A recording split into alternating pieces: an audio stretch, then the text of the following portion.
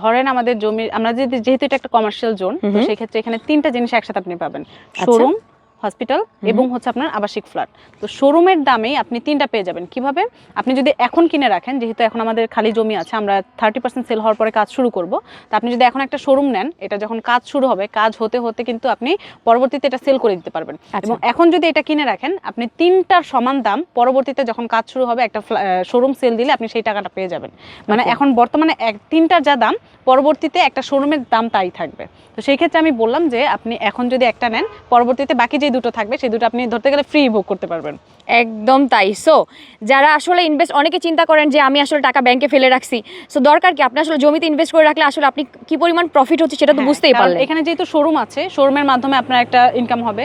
Hospital আছে, হসপিটালের share মানে তো একদম সোনার হরিণের মতো হসপিটাল পাচ্ছেন। পাশাপাশি আবাসিক ফ্ল্যাট, আপনি নিচে থাকবেন না, আপনি ভাড়া দিয়ে দিবেন। তো মূলত 3টা ওয়ে কিন্তু একদম পুরো ইনভেস্টমেন্ট পারপাস। একদম তাই।